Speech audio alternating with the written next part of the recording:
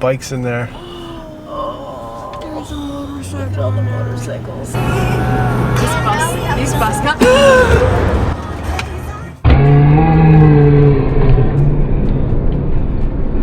Are you kidding me? Glad you got that on.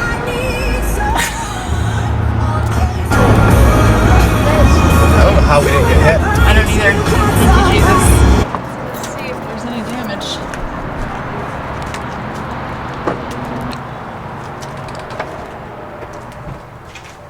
Wow. Just have Lily's drawer. And that's it.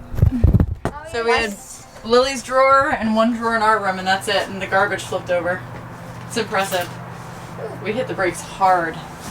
Yeah, they locked up. I know. All right, so that was about the scariest moment we've had so far in the RV. I mean, the trailer brakes locked up, the truck locked up. Yeah. I really don't. The guy put his blinker on and immediately turned into us. I'm surprised we stopped, honestly. I don't know how we didn't get hit. Yeah, I'm really surprised. And the reason why we were filming was because Jess's uncle, who was in last episode, owns a bus company. So we were like, oh, look at these guys. They're going fast. They're going slow. They're all over the place. So we were filming it and just sending it to him, thinking it was funny. I didn't realize they were going to be that dangerous. Yeah, they had been blocking us in, and we were trying to figure out how to get past them, but they just kept like hanging out in the fast lane, and we couldn't move. Yeah, it was not a good situation. Yeah. I'm glad nothing happened. The only thing that happened, we broke a couple door latches, drawer latches. Yeah. And the girl's sliding door came off the track, and we haven't been able to even fix that. So yeah. That's a couple little things that happened from locking it up, but it could have been a lot worse. So way worse. So we're really, really thankful for that. This whole situation brings us to the place of kind of discussing some of the conditions of driving in the Northeast. We're from there. We've driven that route because of him being based in Virginia Beach. We've done the route many, many times, but it is even more difficult when you're towing something. 4 tips. Tip number 1, it's classic rush hour, 4:30 to around 6:37. Don't go near any big cities. Just avoid them. Don't drive your rig through there. No. Don't even drive a regular vehicle through there. It's just not worth it. And then tip number 2 would be the gas stations. They're tight, so if you're towing a rig or you're in a big rig, plan your stops a little better because everything's tight. Road construction's tight. Gas stations, everything's tight in the Northeast. Everything's a little bit closer together. We use an app called Gas Buddy to find our gas, because it just shows you where it's cheap. It could be the next gas station down from the one right off the highway is, up to 10 cents cheaper. It's crazy. Absolutely crazy. And it also allows you to be able to map it out. And so I always put it into Google Earth so that I can zoom in and see if we actually can fit in and out of it easily, where you're not having to make a U-turn to get into it. Yeah. Some gas stations are really difficult to get into if you're, 61 feet long. And it's handy if you know you have 200-mile range or whatever, and you can check the gas prices of where your destination. You can hover over the map and it'll say, this is what the gas prices are in the area you're going to, so you can have an idea of. I mean, it's probably saved us a few $100s. So definitely, Gas Buddy is a good app. Tip number 3 is to watch for signs on the road of where bumps may be coming up. So you want to pay attention to like the expansion joints where you transition onto and off of a bridge. Those can really wreak some havoc on your RV if you're hitting them going at certain speeds. Look for dark patches, like it'll be just a spot. It'll be darker there, and that is where truckers have multiple times over and over dropped oil because they've hit a bump. So a little bit of oil comes off every time they hit a bump. So if you see a dark spot on the road, not just the Northeast, anywhere, that means there's probably a pretty big bump there, so you should probably slow down.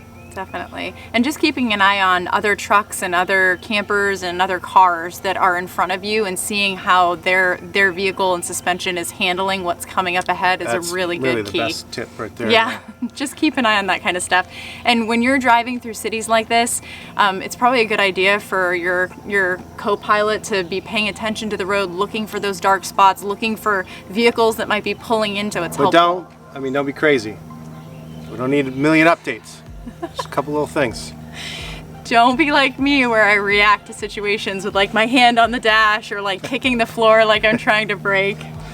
I've always done it. He's used to it now. Tip number 4 would be you gotta have cash in the Northeast for tolls. Yeah. And we're gonna talk more about tolls later. Tolls are so fun. Those are we couldn't find 5 tips, so 4 is all you got. So even though we're from Maine and we've done this trip multiple times, and we knew all those things about these kind of road conditions, it was still a really, really stressful drive. Yeah, I knew better. So how awesome is this trip to DC been? Amazing. Oh my God. We literally just had 6 cars pull in front of us and slam on their brakes to try to get over into an HOV lane. The show is Pippin. I just wanted your name. I'm like shaking. I just don't know what people are doing. It's our own fault. We got a late start. Timing was off. It was off from the beginning, Yeah. so it was stressful driving. We showed up to their property, beautiful property that they live on. These are our friends Mike and Ashley who are allowing us to stay there. They live like an hour and a half outside of DC, so it's like such a perfect place to go and visit friends and then be able to like drive in without your rig into DC. It worked out great. But their property, they share like a driveway with a neighbor, so it was really tight. There was a lot of bushes, a lot of tight corners. Yeah. So it was tough to get the rig in. So we were stressed putting that in. That's where we got our first and actually the only thing on our rig. Yeah. That was the first battle scar, was hitting a bush that had a sharp cut off big branch. So we didn't just hit the outside lead, so that took a chunk out of the vinyl. And then so we get there, we finally get into our spot. We're definitely flustered. We're flustered from trying to back in because that took 45 minutes. Yep. Flustered from the drive, and then we're Damaging the rig. Damaging the rig. We're trying to say our hellos, and then we made another mistake. We thought that we chalked the right side. We thought for sure that if this thing rolls, it's going to roll backwards. Well, the grass was wet and soft, so we only chalked the back end, thinking that we were so smart. And we know better because we've been doing this a while. Yep. It rolled forward when we took it off the truck. And like sideways because the grass was so wet. So luckily we put our Lego blocks underneath the thing, so somehow it caught one of them and just jammed itself, so it didn't fall all the way to the ground. It only fell like 6 inches. Our jack stand like actually like caught the edge and broke into the plastic, and that held it in place until we could get the truck But it's like back your worst over. nightmare. You're like, whenever you're taking your ball off, you're like, oh, please don't move. Please don't move. Please don't move. And you know, we chalk both. So the trick is, it's not a trick, it's common sense. Yes. You chalk both sides of the tires. That's you right. don't even, no guesswork, Nope. just cover all your bases. Yeah, and we really love our X chocks for that too. It's Yeah. just another step in the safety of making sure that your rig is going to stay where you leave it. 2 chocks down, at least 2 chocks down, and the X chocks. No. And that really leads to our final piece of advice as far as like traveling and getting places. If you have been flustered, or if you've had a stressful trip, or even if it's been a wonderful trip, when you get to somewhere, if you need to visit with people, leave the rig. It's fine. Take your time. Take a few minutes. Relax. Don't try to do it with people watching you. No matter how many times you've done it, just make sure that That's you're when focused. mistakes happen. Right, exactly. Make sure you're focused and that you're gonna do the process step by step, and that you guys are together and making sure you're checking all the different things, and then everything will flow smoothly. Setup and breakdown in RVs is very simple, very simple, until you miss one step. Yeah, and then it can be simple step. disastrous.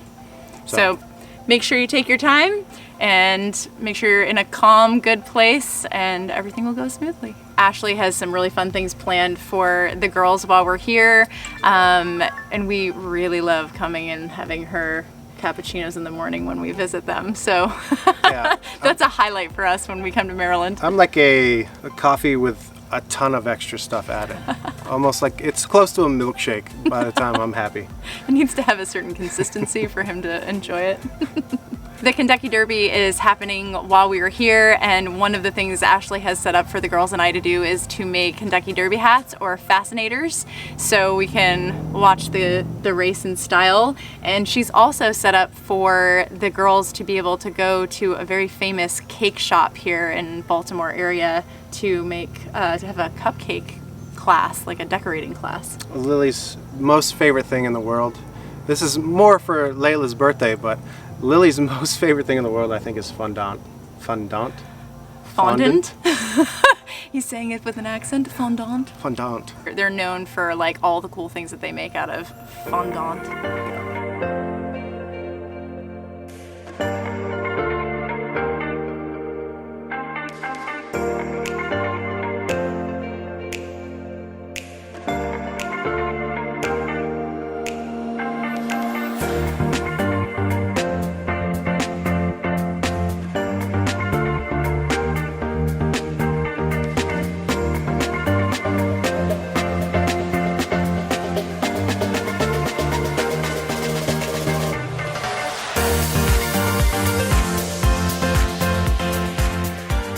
So for Leila's Star Wars birthday, as many of you have heard, Leila's birthday is May 4th, which is a Star Wars day. May the 4th be with you.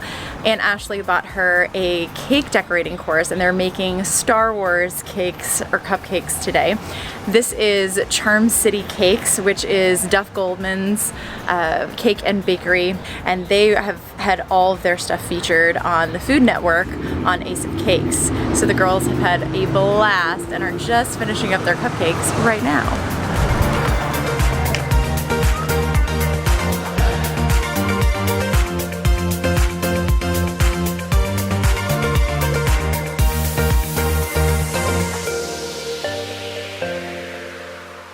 All right, we're doing DC early this morning. Mike asked me last night, he's like, what do you want to do? You want to take my car or do you want to take your truck? A chipped 335? Yeah, we'll take that.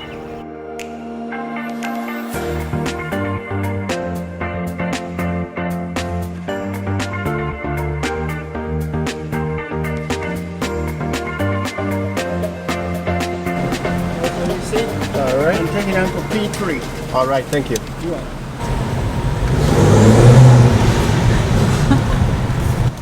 I'm not sure if anybody's noticed, but this is not our truck. Thank God, because this would have been really tight. No, our truck. I don't think our truck would have cleared this, actually. That's fine. Oh my gosh. Are you kidding me? Mike, you want me to park there? No.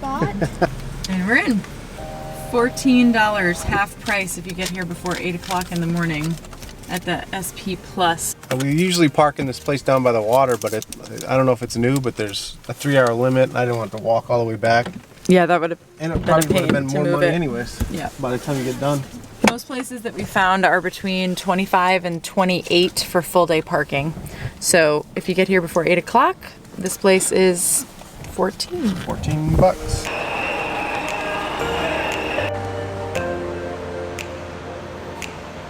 We're at the White House. There it is. Let me see if we're in this frame. No. No, we weren't. Can you see the White House? There it You is. can see it.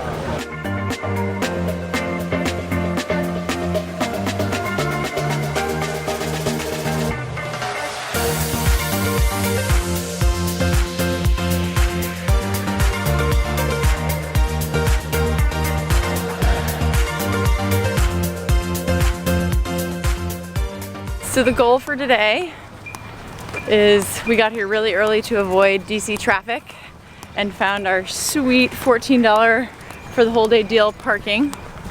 Corey's doing an epic time lapse right now. We're gonna check out some monuments before all the museums open because almost all of them open at 10. So we'll have time to do that and then we'll see where we go from there. Daddy's dodging all the bird poop. It'll be awesome.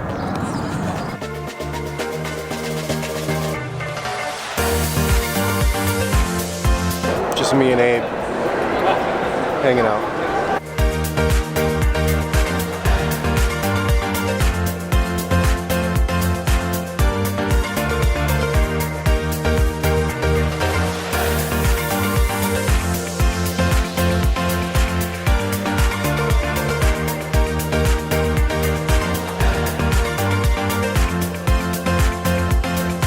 I've worn got a these like a blister million already. times and I have a blister. We're only at 10,500 steps. Not good.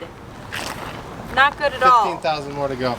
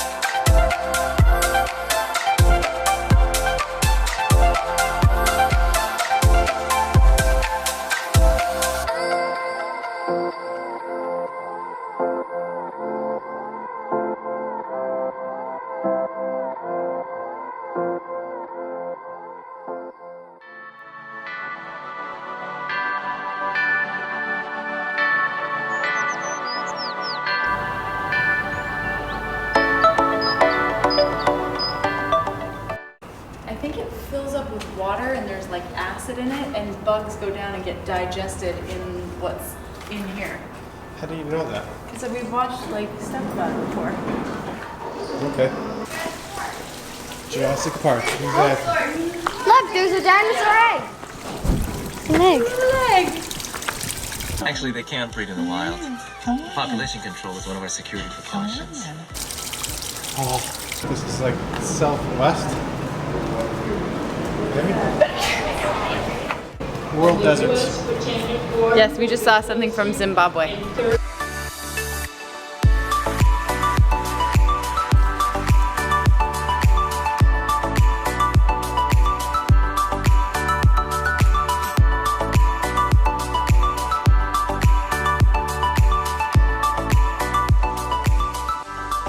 We absolutely love DC. This isn't our first time here. It's not going to be our last time here. There's always new stuff to see, and you just can't cover it all in one visit. So, yeah, we're going back. For sure. And this time was really fun because we did all things that we had never done in DC before, and one of which was the botanical gardens, which was absolutely stunning. And we've never been to a botanical gardens that had so many different ecosystems and like plants from around the world, so that was great. Yeah, it was neat. And I don't know if there's any Biodome fans here. There really shouldn't be, but I was walking around, I was like, homeostasis, I hope it's at 100%. My word. We did another museum that we hadn't done before because it wasn't here the last time we were here, and that was the Bible Museum. We heard so many good things about the Bible Museum, and I'm so glad that we went. The building itself is a piece of art, so just to like walk through the building would be enough, but I've never seen a museum, because it's so new, where the technology that was used to create the interactive displays, walkthroughs, yeah. Oh my gosh. Seeing the impact that the Bible has had over different cultures and over this world was pretty incredible. They did a wonderful job with this museum. They did a really good job with the story, and they did a good job with the building. My favorite part was the staircase. I think I took 100 photos of it. It was beautiful. And then another museum that we went to that we didn't spend a lot of time because they were shutting down was the Air and Space Museum. Which leads us into giving a couple tips on how to do DC. So one of those, our first tip, is to make sure that you know the hours for your museums. So most museums are open from 10 a.m. until 5:30, and for us that gave us time to get in early and park, and then we got to go check out the monuments until the museums opened. Tip number 2 is you cannot do DC in a day. There's no way. There's places you got to drive to, and there's just so much. There's so much ground. So pick 3 or 4 things that you want to do and do them well. Tip number 3 is make sure that you have really good walking shoes. We walked 23,000 steps, which is the equivalent to about 9 miles. Yeah, it's almost 9 miles. Yeah, it's a lot. Treat it like it's a hike, so bring lots of water, lots of snacks, sunblock, whatever you're gonna need. So bring some backpacks and just be prepared for the day, and it'll make it go a lot smoother. Unless you're like unless you're one of the cool kids, and then you'll have one of these segways to like. That would have been awesome. Tip number 4 is you need a few days to do DC. So either plan on going back or plan a few days, because you just can't do everything, and map out your route, because DC is so spread out, like I said before. So map out your route, and I really recommend, this would be the ultimate thing to do, is get a hotel room. That's what we want to do. So we want to get a hotel room, and we want to do DC at night. I mean, you're cutting out tons of stress if you just stay in the city and you can just walk everywhere. Exactly. You're not rushing back to your car because you're trying to beat traffic, or, it's too late. That's what we're going to try to do next time. Well, that's what we're going to do next time, is we're going to get a hotel room and see what DC looks like at night. We love DC, and we love DC because of its history. We love the way we feel when we're in DC. We love what it teaches our kids about where we came from. Yeah. You just, I don't know, how do you describe how you feel there? I don't think I've ever been to a place before that makes me feel more patriotic or humbled or somber, and that might even sound like a negative, but I think it's very, very important that we all get that experience of being reminded why we have the freedoms that we have right now. And like he said, it's really important for us to make sure that our children know and understand the history of this country. So that's one of the reasons why we really, really love DC. And now we're getting ready to head back home. It's been 6 months since we've been in Maine, and we're really excited for my sister's wedding and to see friends and family that we haven't seen in a long time. And on top of that, planning for season 2 when we're getting ready to go to Alaska. So yeah, you'll see us next. We're heading out of here and we're heading up to Maine. See you soon.